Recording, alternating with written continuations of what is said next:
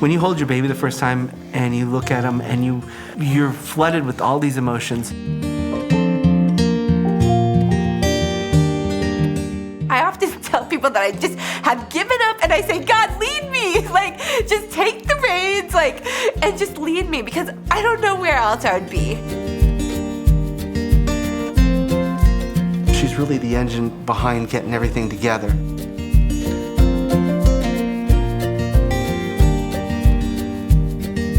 He asked me, how many kids are we gonna have? And I was like, 0. And he said, oh, I'm thinking 9. And so with our 6 now.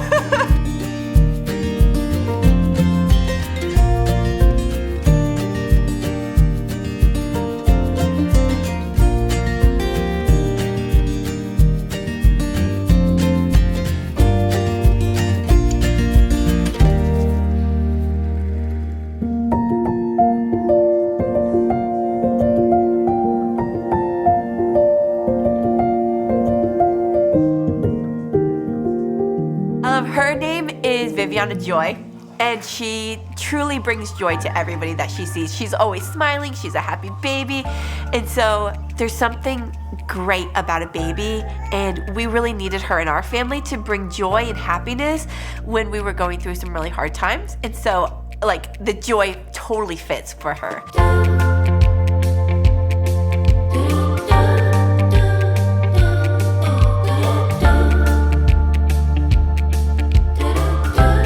Alessandra, she's 2, and she is our wild, creative, fun-loving child. She sings, she's so helpful. She wants to be mommy's helper on everything.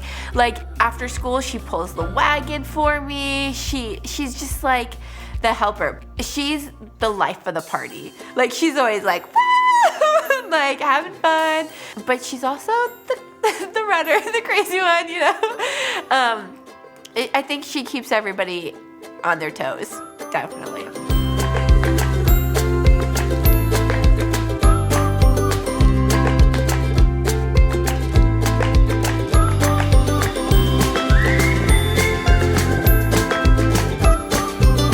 Next is Thomas. Thomas is a sweet, sweet boy. I always call Thomas my pillow because I always snuggle him. You'll always see me snuggling him.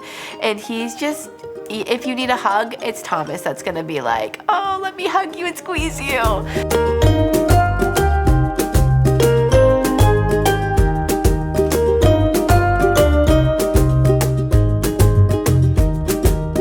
Serafina is also, she's just my girl.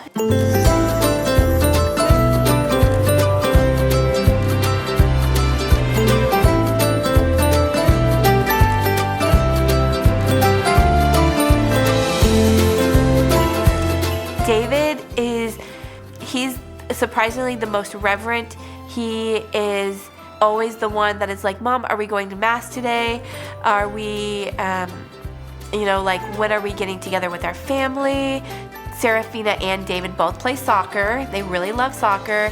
And Serafina is in American Heritage Girls, and David is in Cub Scouts, and so is William. So they have all kinds of, like, social skills that they get from that.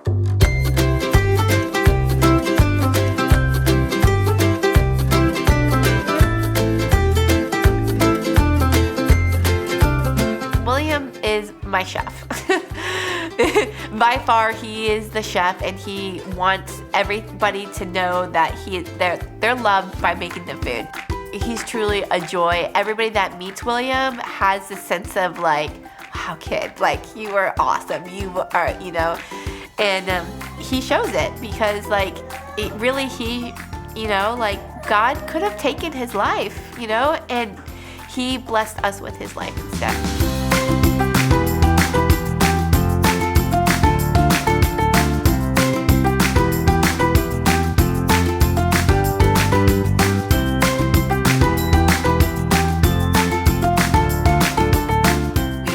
Pray during the day.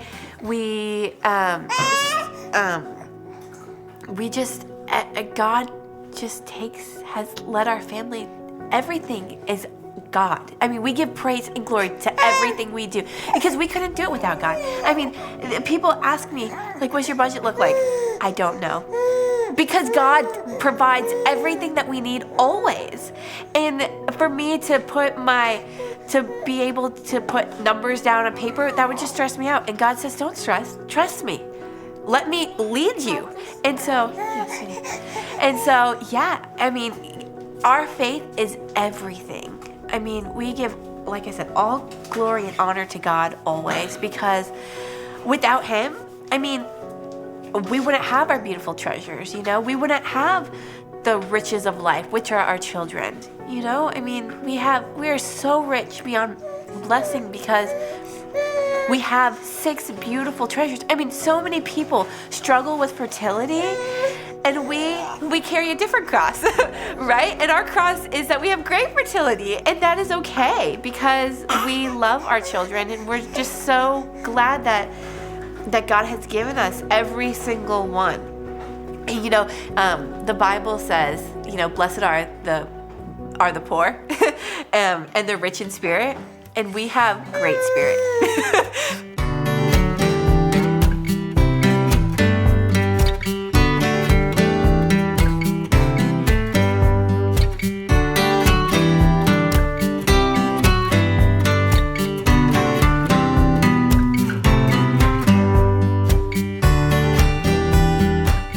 Jessica is, she's remarkable. In a lot of ways, I call her my ambassador. She's my ambassador. She reaches out, not just in everyday life, but she's also coordinates everything around the whole family life. She makes living in this large family, she makes it possible and makes everything kind of just run smoothly. I mean, it wouldn't run at all if it wasn't for her, I think. She's really the engine behind getting everything together. So immediately upon meeting him, I was like, oh, you know, he's cute and whatnot. But I wasn't really interested at all at first. On day 2 of meeting me, he said, I'm gonna marry you. And I was like, no way. And he's like, oh yes. And then he asked me, how many kids are we gonna have? And I was like, 0. And he said, oh, I'm thinking 9. And so with our 6 now, everybody tells me, well, you're more than halfway there. But his mom actually gave me a really hard interview. She's like, why are you interested in my son? And why do you want him over somebody else? And I was like, you know what? It's just like we click. You know, our personalities are good, and, you know, we get along well, and we have similar interests. And I was like, I think he might be the one. And so she was like, okay. She was very skeptical of me at first because I'm 13 years younger than him. She supports me in, I don't even know if I could tell you all the ways that she supports me. There would be enough time because everything I do, she lets me take the lead. She prays with me. She empowers me to be the man that I think I should be and the man that I think God wants me to be. And it's very liberating. It's freeing. It really makes it possible for me to take even the risks I do take, because without that kind of security, without that kind of support, I think life would be much more difficult. We decided that we were going to get married. And Miguel, he actually asked me once we spent those 2 weeks together if I'd come to Houston, because I was living at Florida at that time. And I was like, well, I just graduated my master's degree. I really don't have anything going on. He's like, oh, you'll definitely get a teaching job in Houston. And I was like, well, okay.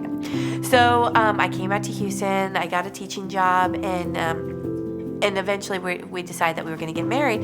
And he said, you know, can you go to church with me? Or I guess that was before. He said, we started going mass together. And then we decided that we were going to get married. And then he's like, can we raise our kids Catholic? And I was like, yes, absolutely. And so then in 2017, I got confirmed in the Catholic Church, and we got our marriage convalidated.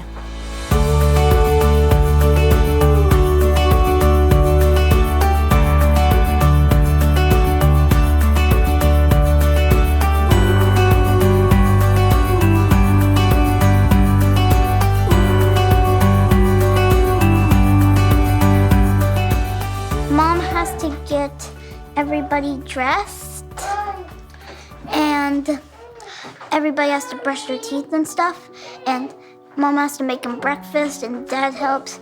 So what I do is I pack lunches for everybody. I make lunches. Somebody else, and she asked me to either to like help Seraphina and David review what they need to do for school, and if they have to finish up at last minute before school, then I wake up in the morning and they wake up and we finish. And I feel like that's how I help my brothers and sisters, and that's how I support them by being the oldest.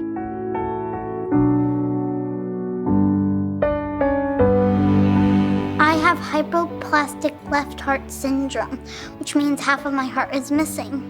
So I am on a list to get a transplant that is supposed to give me a whole heart. What we do is somebody says we have a heart, and then I have to go to the hospital. They have to test me with a blood test to make sure it's a good heart for me, and then I go into surgery and I'm out and to stay a few weeks in the hospital, but then I'm good and I can go home. We had an early ultrasound, and they told us at 17 weeks that there was something wrong with our baby. And the thing that was wrong with our baby is that he only had 2 beating chambers of his heart. Usually there's 4 beating chambers, and they didn't give us a diagnosis. They just said there's something wrong with his heart. And so we had to meet with our surgeons and nurses, etc., etc.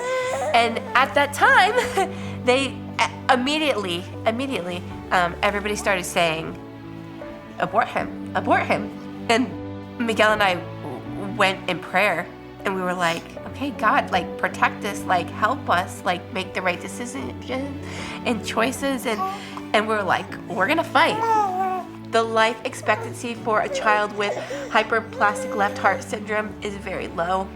They decided to put him on ECMO, which is extracorporeal oxygenator machine, which is this huge organ, and it takes your blood out and it oxygenates it, and then it pumps it back into your body.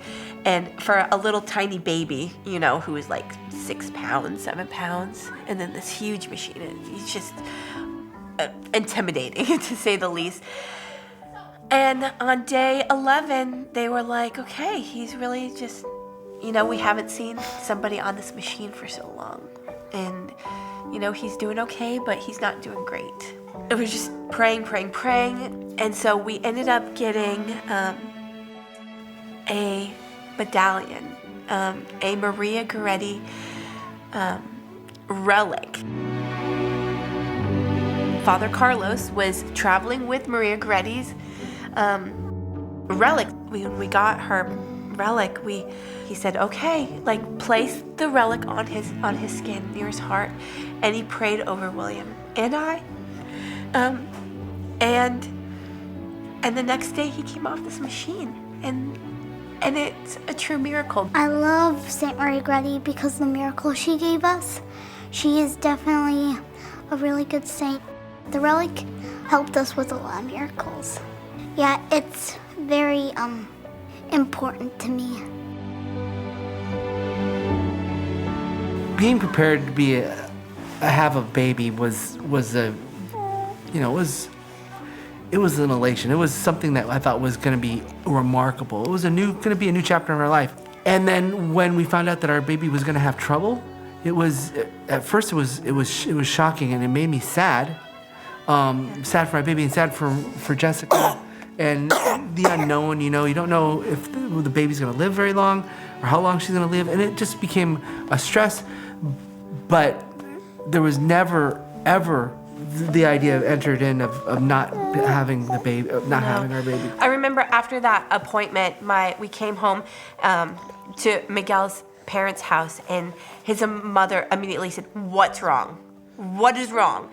And I just remember I was just like falling on my knees in tears, and she praying over us and saying, and she named him that moment. She said, "We're naming him William. We're naming him William right now." And she just started praying over us and praying over us and praying over us. And the funny thing is that we had an appointment later on, and we met with the cardiac surgeon that was going to be doing his first surgery. if we decided to go along with it. And of course we had already decided, but you know, the entire medical field was like, no, like you have the choice to abort him. And we're like, no, we don't. Like that's not a choice at all. And I'll never forget, the surgeon's name was William Douglas, and he said, I'm Catholic and I have 7 kids. And that's why I do what I do, because I'm pro-life.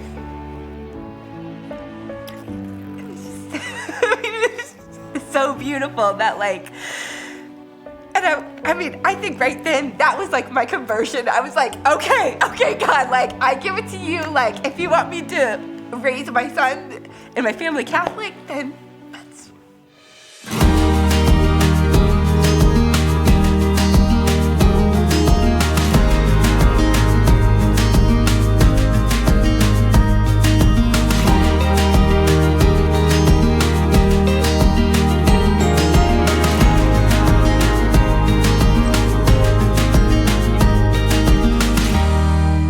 When you hold your baby the first time and you look at him and you're flooded with all these emotions. There's the elation and pride, and then there's also fear, because you hold in the baby and you have all that life that you have in front of you that you're now the guardian of.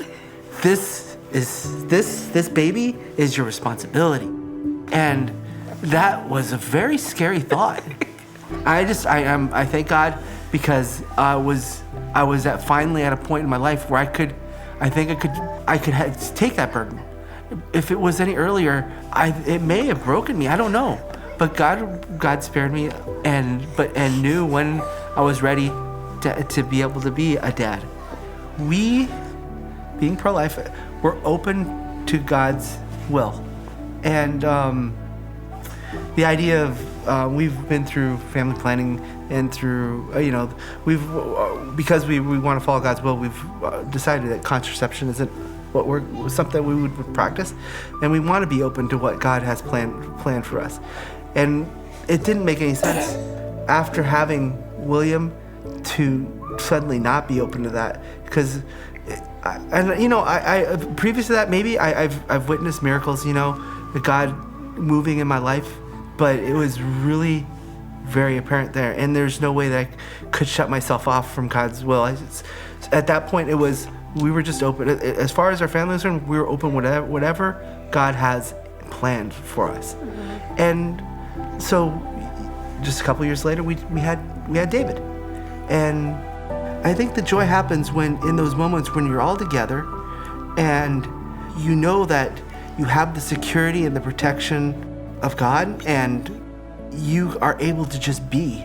And when that happens, people are remarkably stress-free and happy, and things just work out very nicely. I think the memories, like for instance, like if my kids had to choose like something that would describe like the joy. So like beating me at an Uno, right? They all love that, and so every time we play Uno, they're like, let's beat mom, and so they're all on board. Or like earlier, everyone's like, yeah, let's get mom, and William, threw the water at me, and he was like, and they're like, yeah, cheering, so it's like moments like that.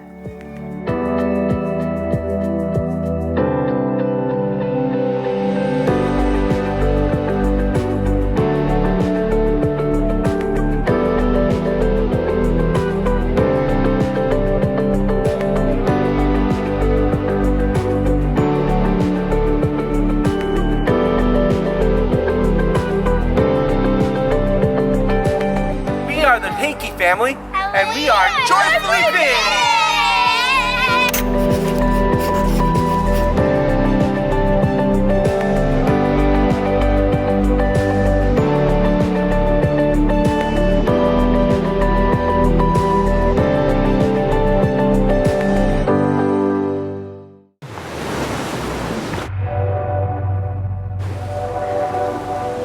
Are you searching for fulfillment?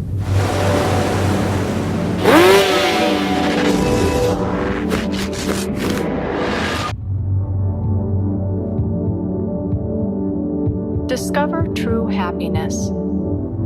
Stay tuned to Shalom World.